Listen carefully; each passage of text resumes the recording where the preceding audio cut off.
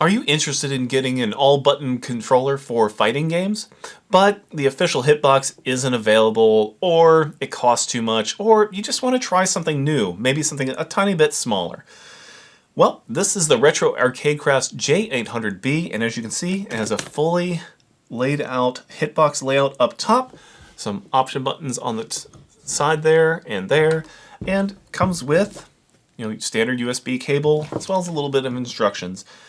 And it comes in quite a bit less than the official hitbox for the PC, PS3, and Switch version, with an option to have a PS4 version. We're going to be taking a look at this controller, looking at the internals, taking a look at some lab time, and giving some pros, cons, and finally wrap it up. But first, let's look at some dimensions. So looking at it as far as width, let's see, we've got including the buttons, just shy of 14 inches across. And then if we look at this, we're including the buttons about 8 inches. And as far as height, we're looking at about just over 1.5 inches. If we take a look at the weight, we're about 3 pounds and half an ounce.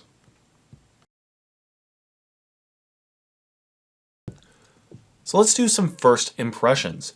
And first of all, this strikes me as a very clean layout. It's just black, white, red, and a lot more black. So on top, you've got some acrylic layer, which is nice. You've got 6 points that are holding that down, and we'll take a look at that a little bit. The buttons are Sanwa, and they feel, like Sanwa buttons do. Pretty light touch, very responsive, very nice. These option buttons are much heavier press, which is, I think, a plus. So these are not Sanwas, but having to press it just a little bit more and having that click that tells you, oops, yes, I pressed a start button and just disqualified myself, maybe. Anyhow, I've got a USB kind of printer connection here, as is kind of standard for removables. And then on the bottom, you've got a metal case here with these, I don't think they're rubber. They don't, maybe a little bit. They're very hard rubber kind of feet there. There's a couple more option buttons on the side. So there we go. I am noticing there's these little hexagonal dense, they're not really dense, they're just marks. So we'll see what those are probably when we dig inside. But the metal, just the width and the kind of holes on the other side kind of reminds me of a computer switch, network switch rather. So I really feel good about the first impressions here. The metal plus the acrylic top just feels nice and solid. It's compact, not as big as a regulation, I guess, official hitbox. But that can be nice. So I think this will fit in, most any backpack, and you're not going to care it feel, oh, it's so heavy. And so that feels really nice. There is some instructions included, but they're marked for FightBox and not for J800B. So that might be a future consideration, or just have a card that says scan here to access the manual or product page or whatever. And it shows a lot of different layouts as well, and some basics. Nothing too extraneous, because, well, it's like push button to jump. Nothing too complicated, but it does tell you about the mode functions to switch between PC, Switch, and PS3. So there you go. Also included is, and this looks like a 6-foot cable, USB, pretty standard. So I expect at this price point, yes, we'll be using USB 2, not USB 3 and USB-C connections. So this works out just fine for what I'd expect.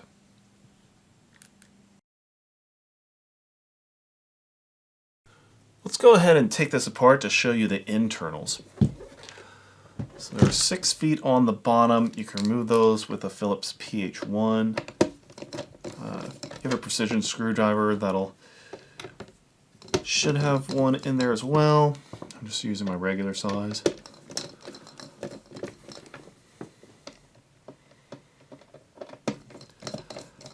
If you have a hard surface, I would put down a pillow or a towel before starting this, just so you don't scratch up the front.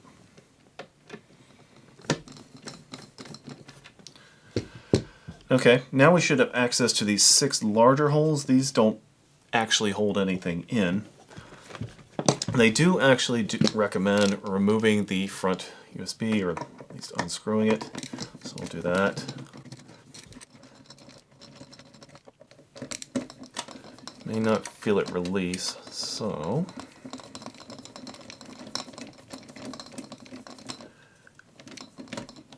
may have to push down in here to make it come loose. There we go. And now we want to use these 6 holes. You just need a long flathead.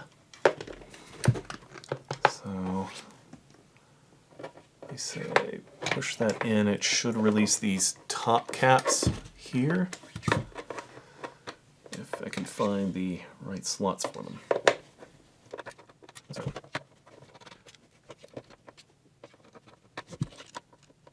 There we go. So what that'll do is release these kind of plastic nails, and they're a little finicky to push, so hopefully you don't have to get in here too much to make modifications. Now that we've extracted these little plastic nail retainers, we can open up and see what's going on inside. So let's have a look. All right, we've got a lot of black and white wiring. We have, I don't think these are standard SANWA buttons. Their sides are a little too high, but we do have the top SANWAs. Our terminals are bent to fit within the space here, and that's fine. As long as you don't break a terminal, they'll work just fine.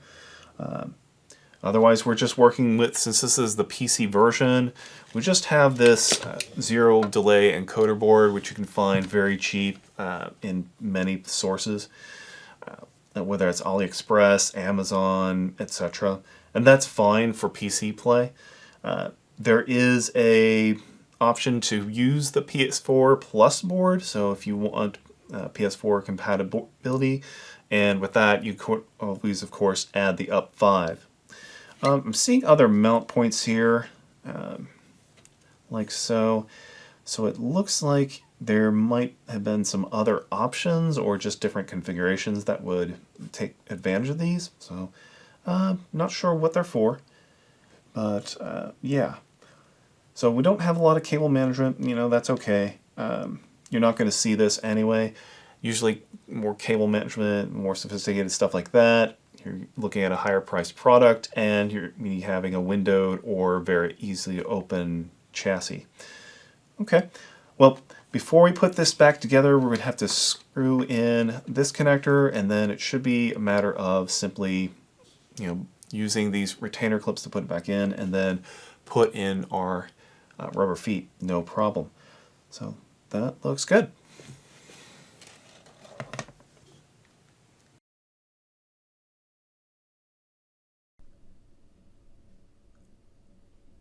We are in the lab with the RAC-J800B.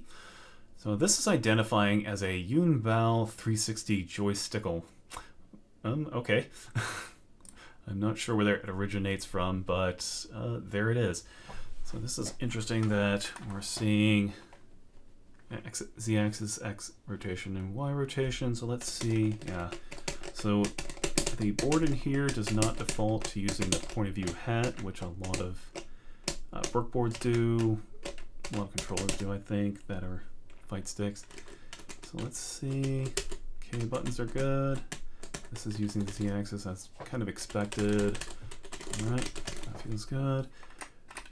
These 2 buttons are here. These 2 buttons are there. Not sure what these 2 buttons up top do. So these 2 appear not lighting up. Interesting.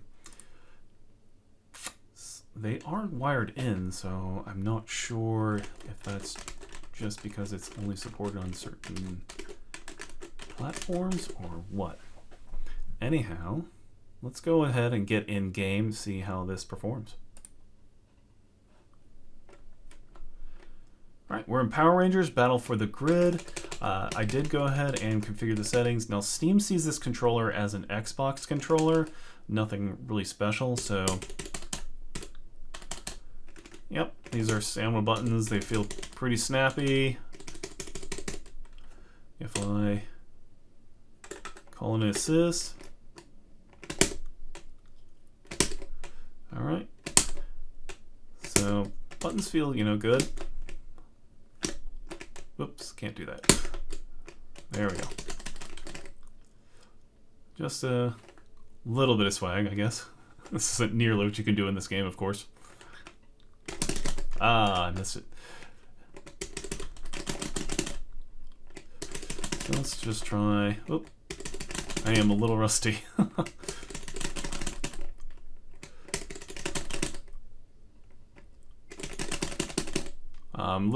Okay, I see what I'm doing.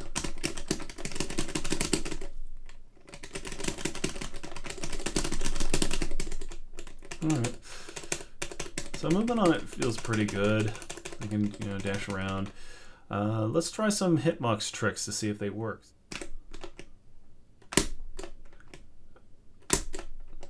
Okay, that's feeling pretty good. It looks like I can do an SOCD spinning bird kick. So if, you know, if you're a Guile main, you want to get back this charging as fast as possible. You just hold down, and then tap up on your button. Didn't charge long enough. There we go. We're not going to be continuous. You can't charge that fast, but it's working pretty well. Just perhaps left or right. I can't do it. But down to up. Oh, absolutely. So that's feeling good. Call an assist. Bink. All right. So there's our start and select. These guys up top, L3, R3, so you can record.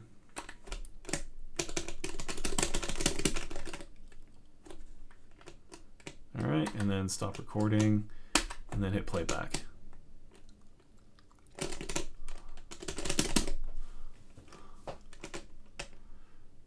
And he's just going to do that now, as you do.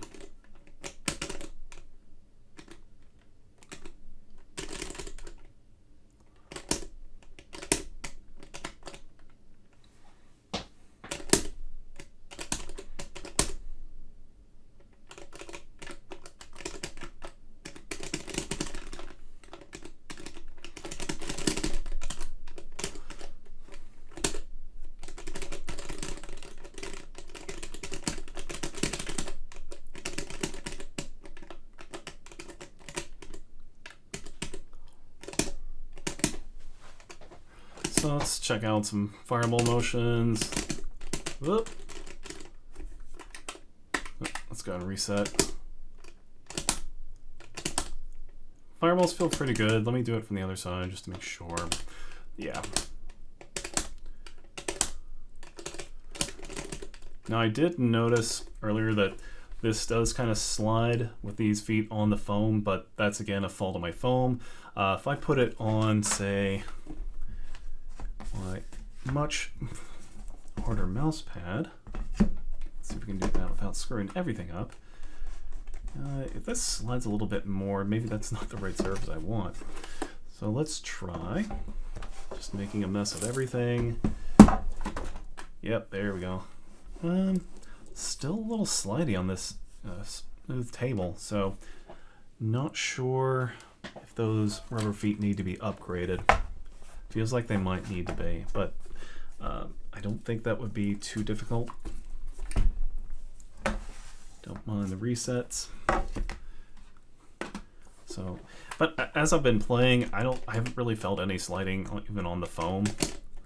So usually Hitbox doesn't take as much, you know, violent force as a lever does, so it has that going for it. And I think this will be perfectly lap playable, so it'll be fine there. Yeah, I'm not having any problems doing motions.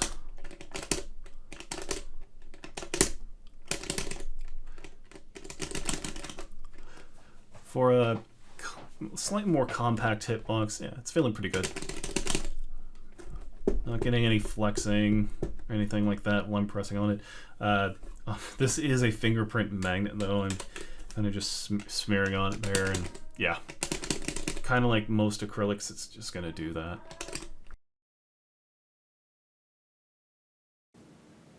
Let's talk about what I liked and didn't like about the J800B. The first has to be the form factor. Now this guy is a little bit smaller than your official hitbox, but larger than, say, a subcompact option like the Snackbox Micro, etc. So if you're looking for something that will play on an airplane or what have you with your Steam Deck, this may not be the right choice for you. However, if you're looking for a daily driver, this fits the bill pretty well. It has, it's decently wide and, has a little bit of heft to it, so, you're not, like, launching it somewhere. Second up, the Sanwa buttons on top are very nice. If you are used to playing on Sanwas, then here you go. You just don't even have to change them out or anything. They come pre-installed. If you ever feel like, oh, I need to change a switch or I want to get different color buttons, then, it's a known quantity. Sanwa snap-ins will work. There's not to say you couldn't put in other buttons, but, having it ready to go out of the box is nice. Also about the buttons is, I assume this was initially a cost-saving measure, but I think it works out well. So these option buttons are not Sanwas, and they sit a little taller, they're harder to press, they're louder. But I think for an option button, I like that. So I'm not just tapping start, off of some errant brush, I just go like this and it activates. Whereas these, take a little bit more deliberate press. So that is an actual cost-saving measure, but it's also, I think, a smarter design choice as well. So what about the construction, the materials, the feel? How does it feel? I wouldn't say this is a premium controller, but as a workhorse controller, sure, it feels really good. You've got a very simple, clean design with acrylic top and metal underside, and again, you have the option for the clear acrylic, which will let you put your own artwork in. And they have a template available on the website.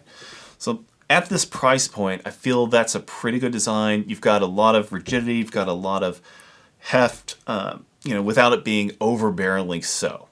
And I feel like, this is a good durable design, so if I just went and dropped this off, then I wouldn't feel, terribly scared about it.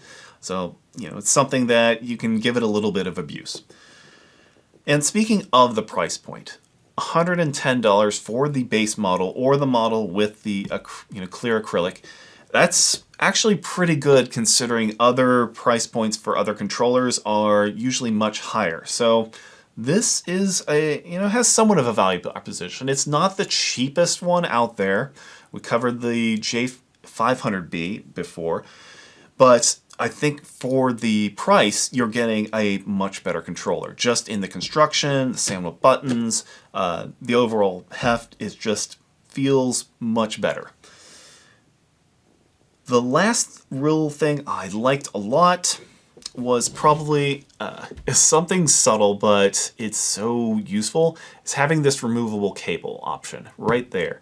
And you think, well, a lot of sticks have that, but at this price point, not a lot of them do. So having this so you can just pull your cable out and, if you suspect that your cable got damaged, cat chewed it up, whatever, and you can just plug a new one in, they're cheap.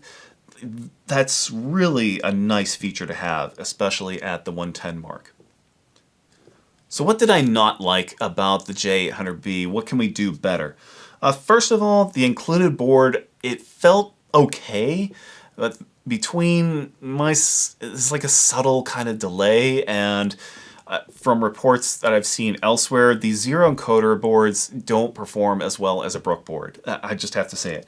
I would like to see the option to have a GP2040 baseboard or a Brook Zero Pi, something cheap, and maybe the price goes up to say 130, 150 to accommodate that. But just having that little bit of performance and having the standard connectors, so you can customize and know that you've got a good product in there. Yeah, that would be a nice option to have. I know you can splurge for the $175 option, and I think that does have a full-on Brook board in there, so there is that. Secondly, there's just confusing documentation in labeling.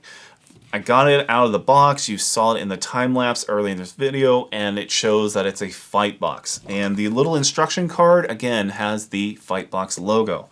So that might be a little confusing. You order from Retro Arcade Crafts, you get a FightBox product, and you kind of wonder what's going on. That might just lead to a little consumer confusion.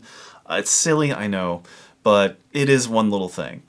Kind of supplementing that is, I feel like this could just be a card with a scan code. You scan with your camera, and it takes you to a full-blown instruction page and troubleshooting, Q&A, that sort of thing, so that, you know, if you run into trouble, then you scan that code, you know where to go, and, you know, it links also to contact page. Just having that experience, I think, is good. One kind of minor thing to me is that, we saw this on the J800B that you could do it, but you cannot customize the colors of these buttons. And given the ubiquity of Sanwa colors, there are just so many, that seems like almost an oversight, and it might just, you know, involve working with the distributor, etc., to make that option available. You do have, again, you can get the clear acrylic and customize the artwork, and changing out Sanwa buttons, not super hard. So it's a minor gripe. I happen to like color schemes that are black, gray, red, and white, so that works for me. But for those of you who want purple, blue, yellow, whatever, you have to buy it on your own. Continuing with looks, and this guy, again, it's an acrylic. It just picks up fingerprints like mad. It's just kind of the nature of acrylic, I feel. And I've noticed also that cat hair just is drawn like a magnet to it, so you might want to watch out for that.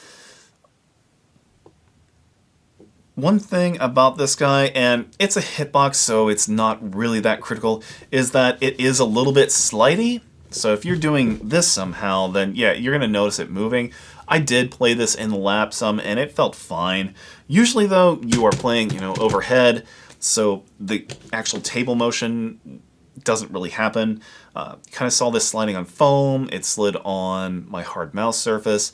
It's sliding on this table with a sheet on it. So replacing these little rubber standoff guys is probably not too hard, but I understand for the price point, that's why we're using these. If you could find something that cost the same and had a little bit more grip, you know, that might be nice.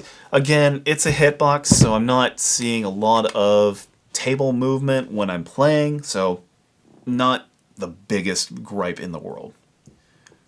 Kind of continuing with the aesthetics, this is really a minor gripe, but people might be turned off by it, is kind of these little things and imperfections in the bottom of the case. You have these vents, and I'm not sure why.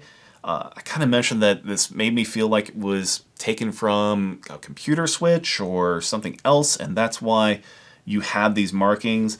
You know, not 99% of the time you're not going to look at this, but when you do, it's just kind of like, this is why it's not premium. And, you know, that's okay. For the price point, I kind of expect that. And it's not a big deal to me, but for some of you that are looking for, you know, that premium for value thing combination, maybe that, you know, takes off a few marks, a few points, whatever it is. The last gripe I have about this, and it's fairly minor, are these 6 points of retention.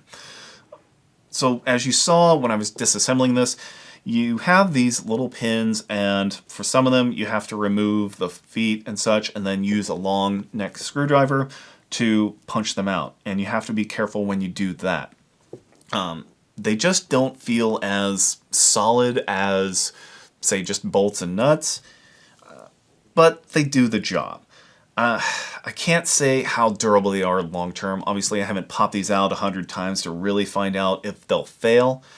But it does make, you know, opening this guy up a little bit more of a challenge, and I just wish there was a little bit something that was a bit more solid to use in place of these.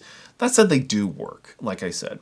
So if you're not planning on modding this a whole lot, that's really not an issue. But if you are looking for a box that you can open up very quickly, change out parts, and then try it again, this may not be it. All right, let's wrap this up by asking the questions I usually like to ask, which is, who is this for and who is this not for? Well, I feel like this guy can satisfy a lot of all-button controller enthusiasts just fine. It may not be their top-of-the-line choice. They may want to, upgrade the PCB or what have you, but baseline, this is the basic non-PS4 version, just PC, PS3, and Switch. And I felt like it's very solidly constructed, has enough weight to it that you can play it on your lap, you can play it on a table, and it feels good. You may be looking to replacing the feet that are included just for a little bit more stability, but again, you're playing on a button controller.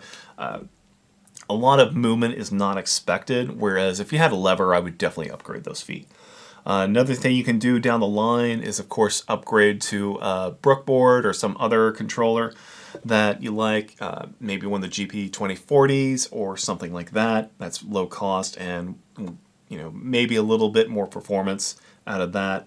Maybe just feels better for you. And if the black is not doing it for you, you can always get the version that has the clear top and do custom artwork for yourself, and there you go. But I really like it as a solid kind of workhorse all-button controller. So if that's what you're looking for and you don't want to spend a lot of money at first, you can opt for the just PC version, and it's just over $100. And if you want to upgrade later, you can do that.